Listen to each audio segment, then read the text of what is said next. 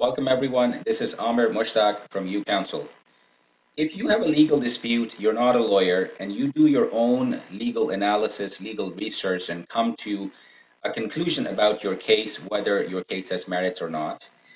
And when the same assessment, same analysis is done by a lawyer, both of you may come to fundamentally different assessments of the case. You may believe that you have a very strong case, and the lawyer may come back and say to you that you have actually no case. And how does that, if you have done all the research, you're a smart person, you've done all the things that a smart person can do to analyze your case, and you have come back with a conclusion or assessment of your case which is fundamentally different than the lawyer's, how do you explain that? And most of the time, the answer that is provided is that you are actually not thinking like a lawyer, and that's why you have come to a different conclusion. So what is this mysterious thing that's called thinking like a lawyer? Is this something that only lawyers can do? Is this something that can be replicated by people who are not lawyers? Is this something that you must spend hundreds of thousands of dollars in tuition fees for law schools or practice as a lawyer and only then you can achieve it? Or is this something that you can achieve without actually going through law school and learn how to think like a lawyer? So this lecture grapples with this question of what is meant by a thinking like a lawyer. And the answer that I provide is that thinking like a lawyer is pretty straightforward. There are a bunch of steps that you need to follow, and you will be able to think like a lawyer. You don't need to be a lawyer to think like a lawyer. You don't need to spend hundreds of thousands of dollars and then learn the art of thinking like a lawyer. It can be done, and in this lecture, I will try to simplify the process that you need to follow and replicate the same results that a lawyer may provide. So we begin with the disclaimer that this course is not legal advice. So if you have any specific questions, you should contact a lawyer or Law Society of Upper Canada. So before we get to what does thinking like a lawyer mean, let's start with the question that what is law? And in this lecture, we'll talk about some of the philosophical underpinnings of certain aspects of legal system. But remember that the discussion will be very limited, it will be very straightforward, and in the end, all of this is going to serve one purpose. That is that how do you actually think like a lawyer and without actually becoming a lawyer or going to law school, right? So we'll answer that question, but we'll get to that maybe in a bit of a roundabout way because I think there are certain concepts that are important for you to understand. So what is law? That's a basic concept that you may have an understanding of or not. So let's discuss that. The law, basically the law is a set of do's and don'ts, things that you can do and things that you're not allowed to do, right? So that set of do's and don'ts that are applied uniformly to a set of people, right? So things that you can do or you're not allowed to do, and then it becomes a law when it's applied uniformly, or at least we believe that it's applied uniformly. That's sort of the core philosophy of it, over a set of people. And a set of people could be part of a municipality, could be part of a city, could be part of a province or a country. And so the laws, if they're applied to a set of people uniformly, the do's and don'ts, they are called laws. That's what they are. And so common examples could be, you cannot park on the main streets downtown Toronto in rush hours, right? That's the law. Where are you allowed to park? Where are you not allowed to park? You are not allowed to move your vehicle beyond 100 kilometers an hour on a highway. So those are the do's and don'ts. And the life of a humankind would have been simple if every imaginable action or inaction can be conceived, if anything and everything that a human being can do when the person is alive or not alive, if that can be conceived, we can easily categorize them into do's and don'ts. You cannot eat your baby. Yes, you can eat your baby. Thou cannot steal from your neighbor's farm. Every imaginable step can be categorized, but because there are so many things that human beings can and cannot do. It is impossible to conceive every action or inaction, at least impossible in today's day and age. And so, because it cannot be conceived, we cannot easily categorize them in do's and don'ts, and then make laws about it, right? So that's one challenge, that do's and don'ts are not finite, and so we cannot write them down and categorize them. So that's one challenge with the law. And the other challenge with the law generally is about interpretation, right? So when the law says that you cannot kill an animal, is it okay to kill an animal when the purpose is self-preservation, when you're consuming the animal for food? Is it okay to kill the animal for the purposes of sports, right? So things like that. And then it comes to the interpretation of what is killing means. If there was an accident and some animal died because of something that you didn't intend to do, does that matter? And so the interpretation comes into play, and the law gets complex. But at the bottom of it, what you want to understand is that the law is a set of do's and don'ts. So if you understand that, that's the basic concept of the law for the purposes of our today's lecture. Now, the next question comes to mind is, who gets to decide what the law is? Can you and I decide what the law is? Who decides that? And it depends. If you believe in a certain religion and you follow the laws of that religion, then it's the law is decided by God or gods, if you believe in that. It could be decided by prophets, and you may follow their laws. It could be decided by a king or a queen of a certain country, and they may decide what the laws could be. It could be decided by people in a democratic society. In a democratic society, the fundamental assumption is, and I'm not necessarily a subscriber of that assumption, but let's say the fundamental belief is that in a democratic society, the laws are created by the people. And the process is that they hire certain members who represent them, the people in legislature, and then those individuals get to decide what the law is, and those laws reflect the will, the social, the moral fabric of the society in general. That's at least what the belief is in a democratic society. And some people may argue that the judge gets to decide what the law is or law should be, and there may be some value to it, some truth to it, maybe not. But all of these people and many more can decide what the law is. Now, where does the law gets its underlying authority? Whether it's the God, whether it's the king, whether it's the people, whether it's the judge, where are they getting that authority to decide what the law is? Why can you and I decide what the law is or what the law should be? And so, one thing that you want to understand about the law is that the fundamental authority of the law comes from its power of coercion. And what do I mean by that? Very simply, if you do not abide by the law, there will be consequences, right? So you may get penalties imposed. They could be monetary, could be physical.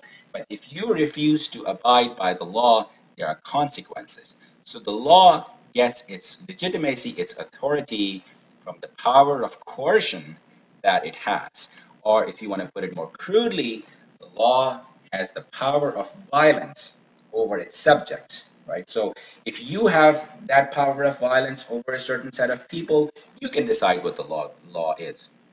So the idea is not, to suggest in any way that the law's authority should be undermined by you, but I think it's important for you to understand the basics of where the law is coming from and how does the law get to have the authority that it exercises over people.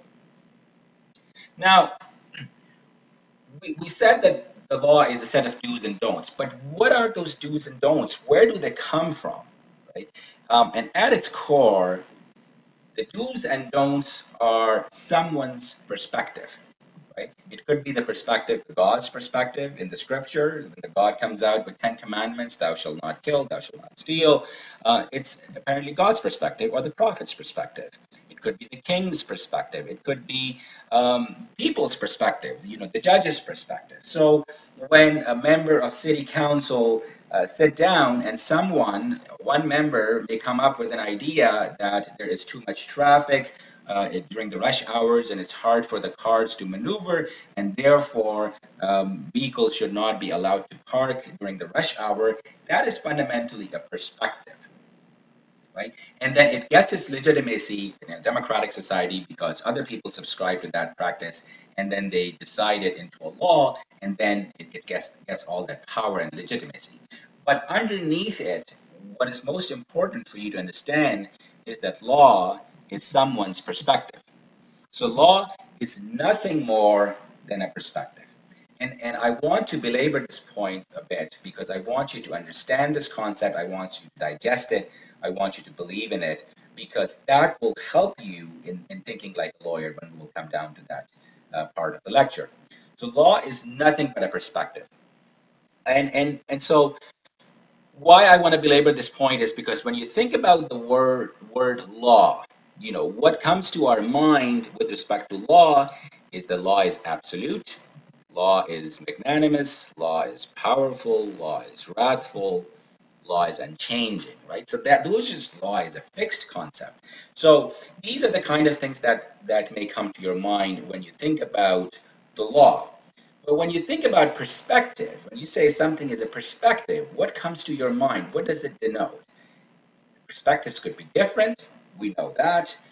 Perspectives could change and evolve over time. We know that. Perspectives could be different in different circumstances, different locations, different cultures, different religions, etc. Right? Perspectives could be many. So there are a number of things that indicate that perspective does not seem to have that level of power that the word law denotes. And why it's important for you to understand, because if you understand that law is nothing but a perspective, you will not be ashamed of your perspective. You will not shy away from arguing your perspective, whether that is agreed to by others or not. But at least it is your perspective, and you have a right to persuade others to the judge that your perspective is the right perspective. Right? So it's just a perspective. It's nothing more than that. Let me give you another example. Hopefully it's a bit interesting. Imagine, remember the movie? It's called First Night by Richard Gere, and in that movie, Richard Gere played the part of the First Night, if I recall correctly. And in that movie, there's a scene in the beginning where these bunch of fierce-looking men, they're riding on horses, and they come down and loot and plunder a village and set it on fire, and these women and children are running around crying and screaming and whatnot. And then, towards the end of that scene, this man riding on this stallion, fierce-looking guy with his sword drawn, he gets to that place, everybody's quiet and silent, and he stands, on his horse, so he's sitting on his horse, and he says this. Last night, men from this village killed 3 of my people. In reprisal, I have destroyed your village. The borderlands have been lawless long enough. Know now that I am the law. Right? And so this guy comes up and he says, know now that I am the law. Now imagine if he says all of these words, and in the end he says, know now that I have a perspective. And if he says that, the villagers who were so scared of him will probably smile, smirk, meh, get out of here kind of concept, right? Because the word law has that power that the perspective does not carry.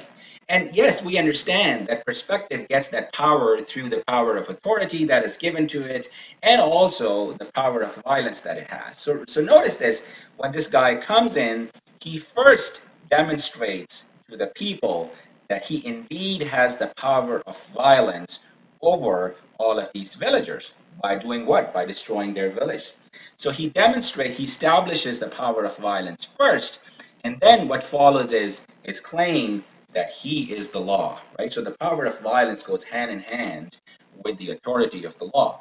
So, but when he says that I am the law, and he doesn't say I have a perspective, it's important for you to understand that it's just a perspective. Why? Because you have a perspective which may not be the law, but it's a perspective that you espouse, and you have a right to persuade others that that perspective should be preferred over other perspectives. And when it comes to a legal dispute, when you realize that law is just a perspective, you will realize that a legal dispute is nothing more than a battle of perspectives. There are many perspectives that may come to a courtroom, and those perspectives fight, and then one perspective wins. So there's nothing more to a legal dispute than a battle of different perspectives. Okay, so let's explain that by way of an example. What do we mean by battle of perspectives, and how does that actually unfold in a courtroom, right? And what can be a better example than a man walks into a bar, right? And in this situation, the man who walks into a bar is a black man. He lives in Toronto in 2017.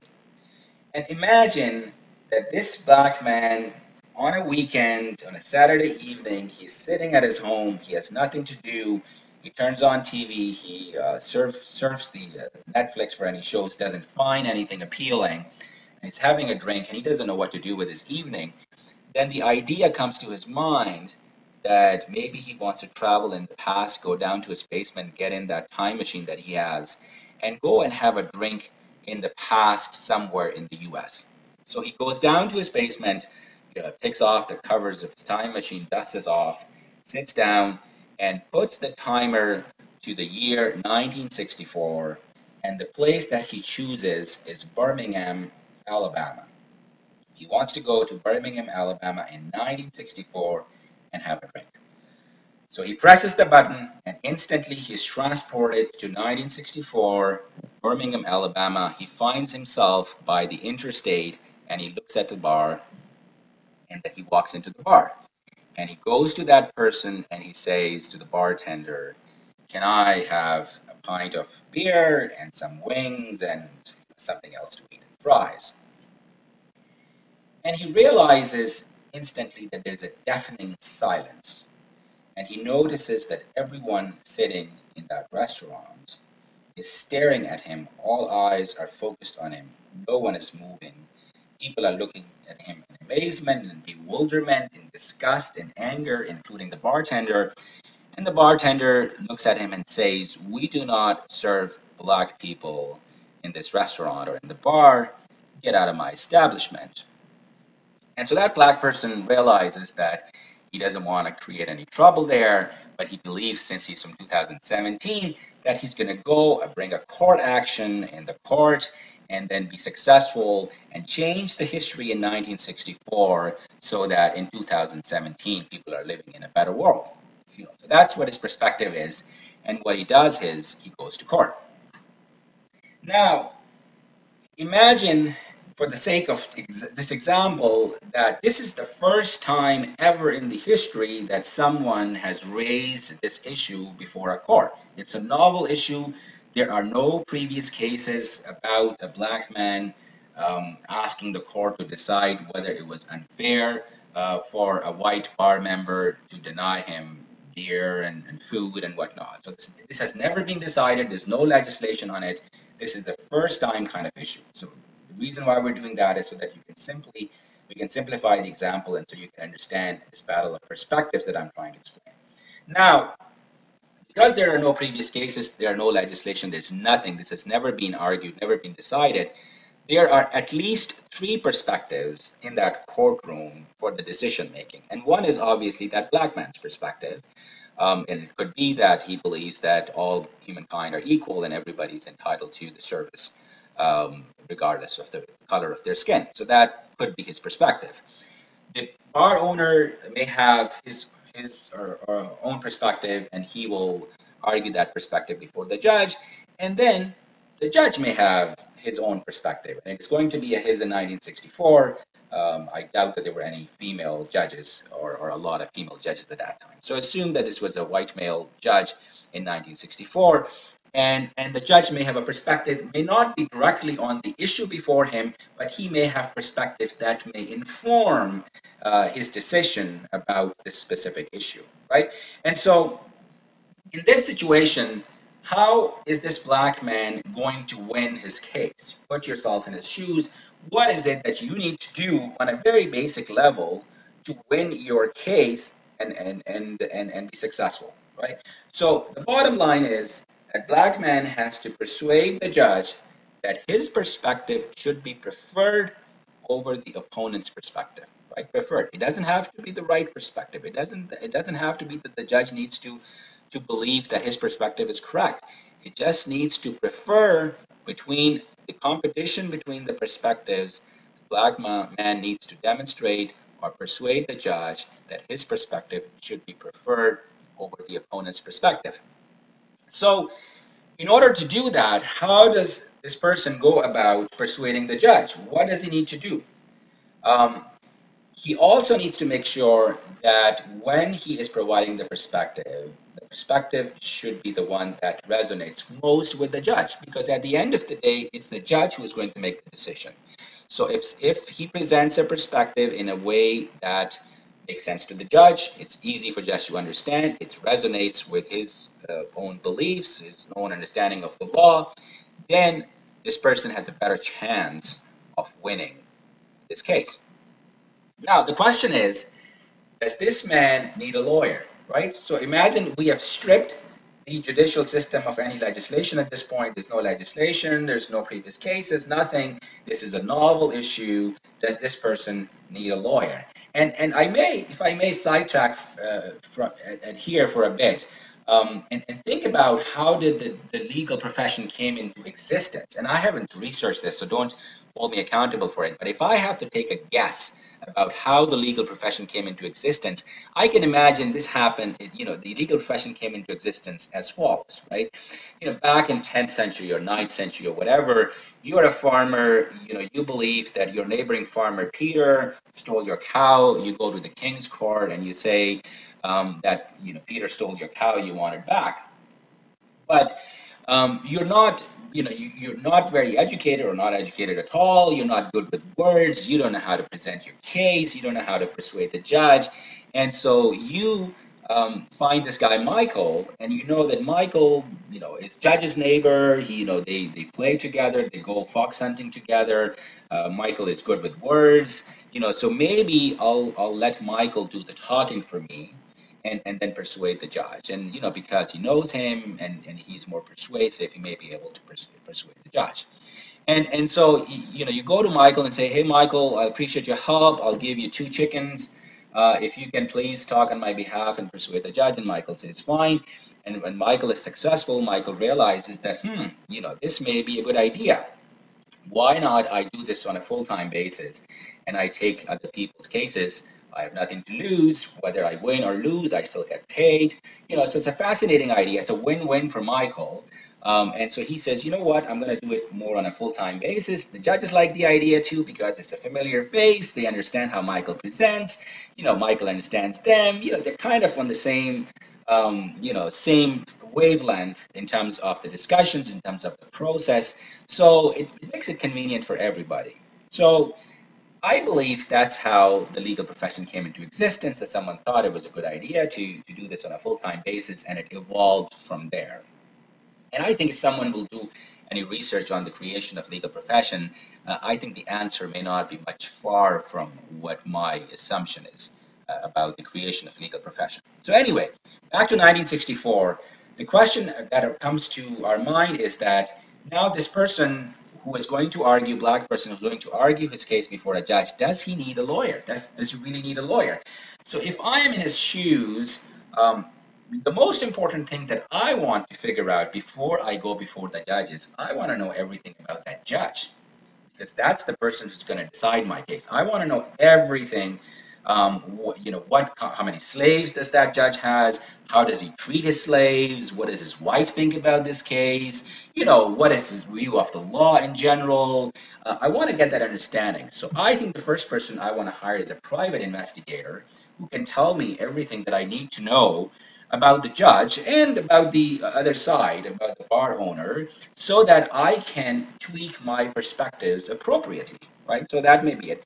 I may want to hire a psychologist. I may want to hire a behavioral psychologist who can sit with me in the court, look at the judge's face expressions, and give me a sense of what the judge is thinking, right? So that may be another thing that I can think about. I may want to hire a judge's friend to be my representative, who may or may not be a lawyer. He may just be a friend, but I think that he may be a persuasive person, right? So in all of this, you're thinking about what kind of support that you need in order to present your case in a way that resonates with the judge and the judge agrees with your perspective. That's all you're trying to do. So you're doing your homework, your due diligence, and in that process, if you need to hire a lawyer, you go and hire a lawyer.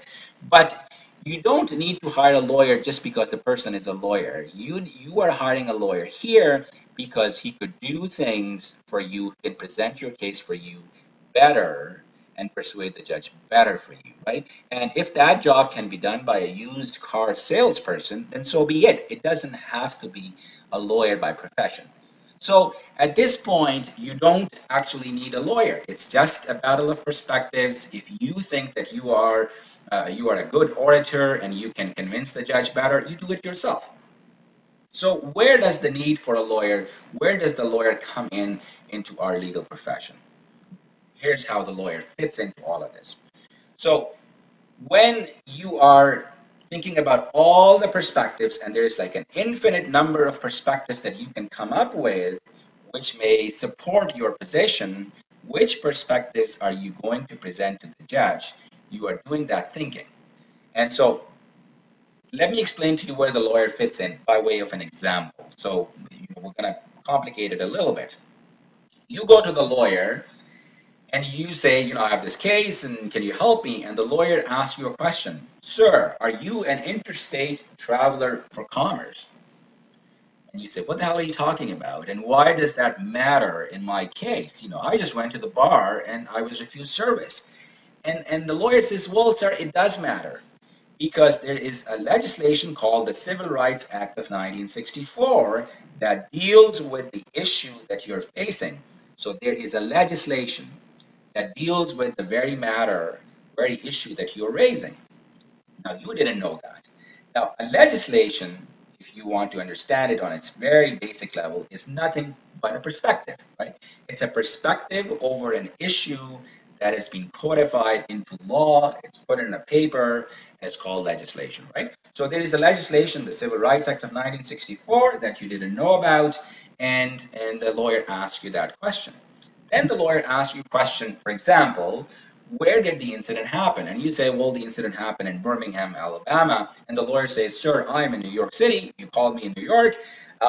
We cannot commence your court action in New York. It has to be done in Birmingham, Alabama. Why? Because there are court procedures. Now, you didn't know about court procedures. So, and the lawyer knows about court procedures. So he says, number one, we have to apply a perspective, a filter of legislation to your perspective. So of those hundreds and thousands or tens of perspectives that you may have about why your case is right, legislation's perspective is important because that's what's being made into law, and so let's find that out.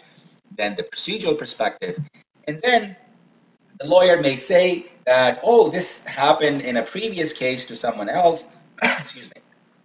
And so what is that called? That's called a precedent.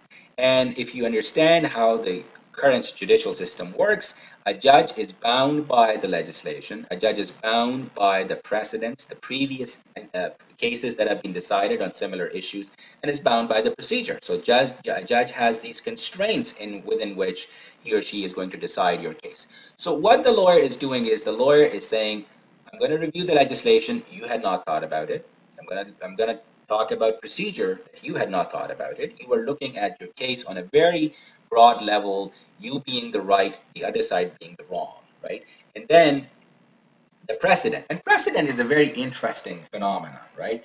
If you don't understand, let me explain to you what a precedent is. So a precedent is that if you have a legal issue and it was decided, a similar issue was decided in the past, then the judge who is reviewing your case now is bound to follow what was decided in the past. It's a very interesting thing, So, I mean, imagine that if you apply the precedent to science, so whatever laws of science were decided or found in the past, you just need to follow them, and that's it. You look towards the past to decide what is right and what is wrong. The science would never develop. You would never have, the theory of relativity or the Newton's laws of motion and whatnot, because you're always looking towards the past to decide whether something is correct or not. But in legal world, precedent is everything. Whatever has been decided in the past, we have this assumption that that has been decided correctly, and we don't need to do any changes to that as long as it fits into the facts that was decided in the past. So, that sort of sinister view of the precedent, it does have some of its advantages. Today is not the time to discuss about precedent.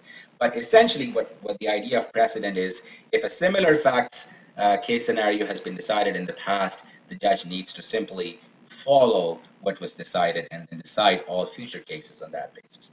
Right? Okay. So, what does the lawyer do? What did he do in that process? What he did was, amongst a number of perspectives that you may have brought forward and the lawyer may have added, he simply started filtering the perspectives, right? Filtering the perspectives through the lens of legislation. So take out the perspective that do not accord with the legislation, take out the perspectives that will not work with the procedure, and take out the perspectives that do not work with the precedent. So that's what, so a lawyer's job is nothing but filtering the perspectives appropriately, right? So what kind of filters did the lawyer apply? Legislation was one, procedure was another, and precedent was the third one.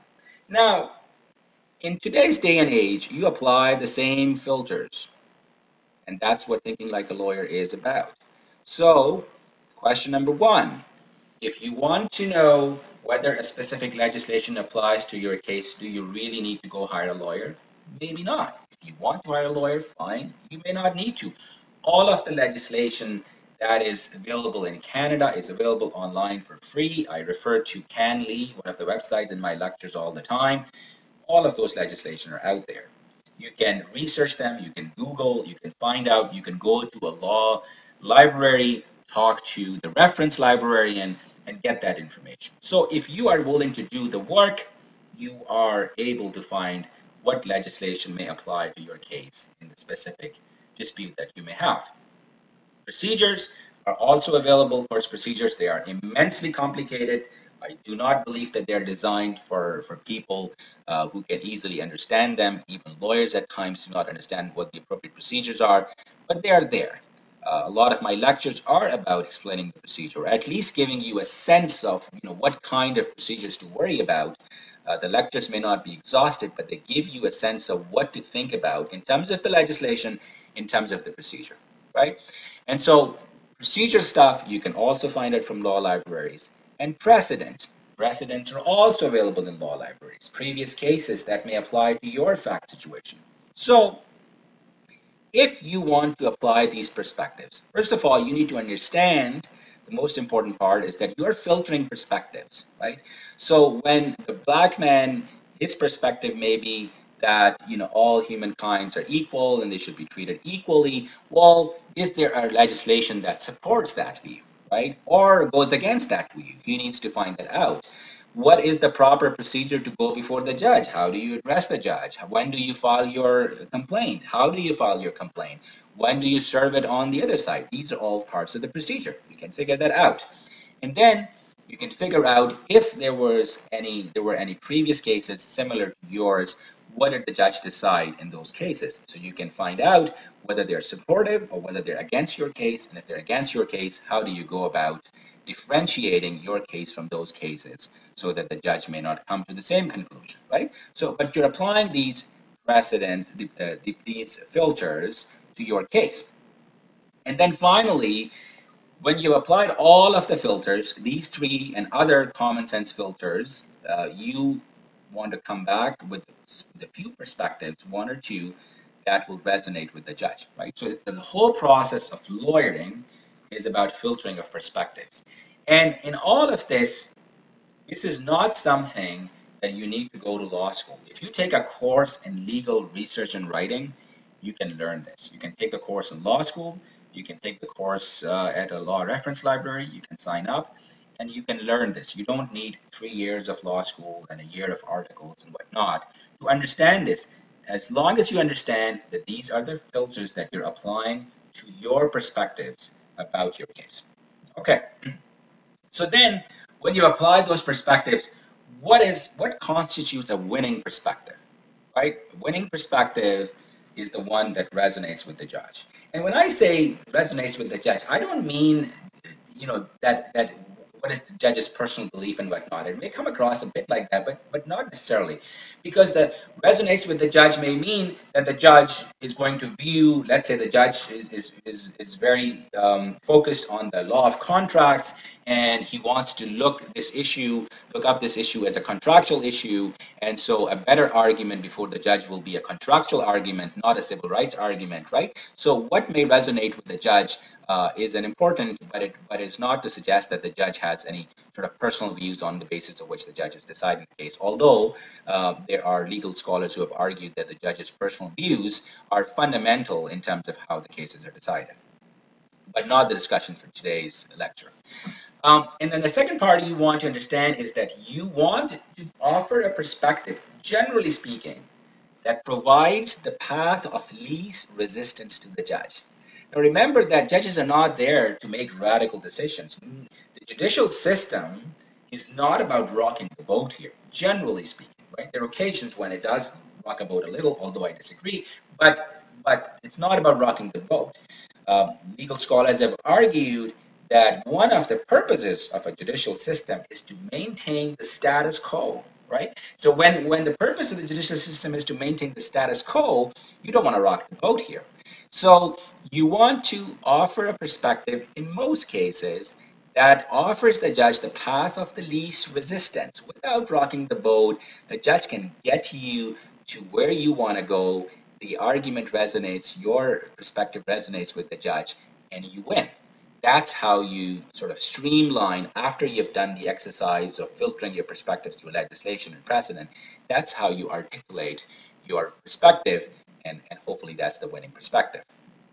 Now, I had taken you to 1964 for a specific reason, because there was a case called Katzenbach versus McClung, 379 U.S. 294, 1964. This is a real case. I have fictionalized some of the story. I've been giving you the true story, but this is a case that does deal with a black man who goes to a restaurant owned by Mr. McClung, and he is denied service because he's black, right? So he brings this action, and he was successful. So in this action, Mr. McClung provided this perspective. Amongst the perspectives that he argued, this was one of the perspectives. It is a part of man's civil rights that he be at liberty to refuse business relations with any person whosoever, whether the refusal rests upon or is the result of whim, caprice, prejudice, or malice. Right?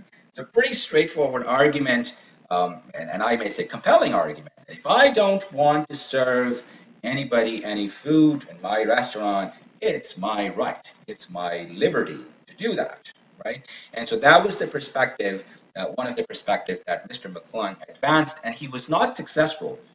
But watch, what was the perspective that was successful on the other side?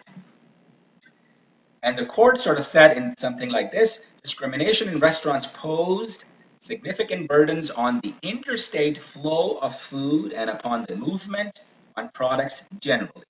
Congress's solution to this problem was appropriate and within its bounds to regulate interstate commerce. The Congress solution, the judge is referring to the Bill of Rights Act that I talked about a few slides before. So notice this. The judge is not coming out and saying, we believe the time has come in 1964 that all humankinds are equal and nobody should be denied service because of the color of their skin or their religion. That's not what the judge is saying. The judge is saying, look, to regulate interstate commerce is a legislation that came about, and because of that interstate commerce, focus the word commerce, right? Interstate commerce, it is important that interstate travelers should not be denied food. And if a black man is the interstate traveler, he should be allowed to get food from wherever he wants to, right? No rocking the boat here. So it's important. When you want to win your cases, and I'm talking about not radical changes that you want to bring to the society, but you are there to win your case before that judge. Bottom line is, you want to present a perspective that resonates with the judge, that provides the judge with a path of least resistance, interstate commerce. And if you understand anything about the law in a capitalist society, you may understand or may believe that one of the purposes of the law in a capitalist society is to make sure that the commerce is conducted smoothly, right?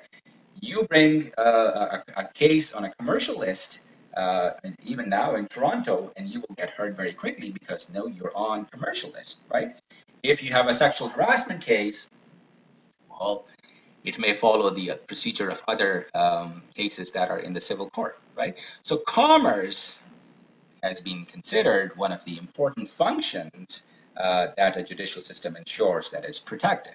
So if your argument, if you believe that that is the argument, that somehow you will say, you will present your perspective that somehow enhances the argument about commerce, then you may be successful. So that's how you want to filter your perspective and present it to the judge, right?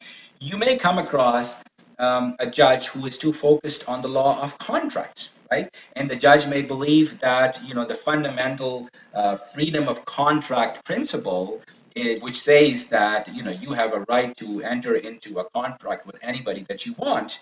The judge may subscribe to that more closely. Then you may want to come up with a contractual argument. You may want to say to the judge that through the law of the contract, when someone opens a shop and it's open for business, that essentially it's an offer.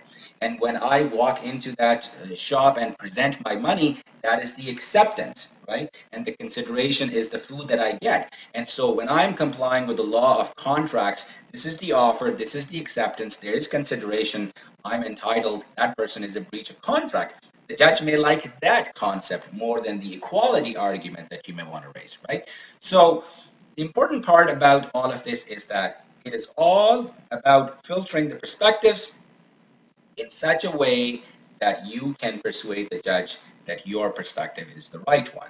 And what we have done in terms of filtering the perspective is I've indicated to you that what a lawyer is doing is a lawyer is primarily filtering the perspective through legislation, through precedent, through procedure. Something that you can easily do as long as you understand that that is the exercise that is being done.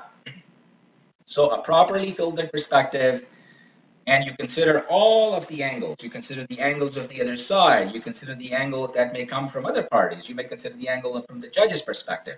You consider all angles, not something that you cannot do. You don't need to be a lawyer to consider all angles. If anything, a philosopher is a better person suited to consider all angles because that's what they do for a living, right? So it is not an exclusive domain of the lawyer to do the filtering and to consider all angles. Critical thinking is something that anyone, and logical thinking is something that anyone can achieve without spending hundreds of thousands of dollars to law school. But as long as you know that, the important part of this lecture is for you to understand that these are the things, these are the concrete steps that you have to undertake to ensure that your assessment of a legal dispute is no different than an assessment of a lawyer.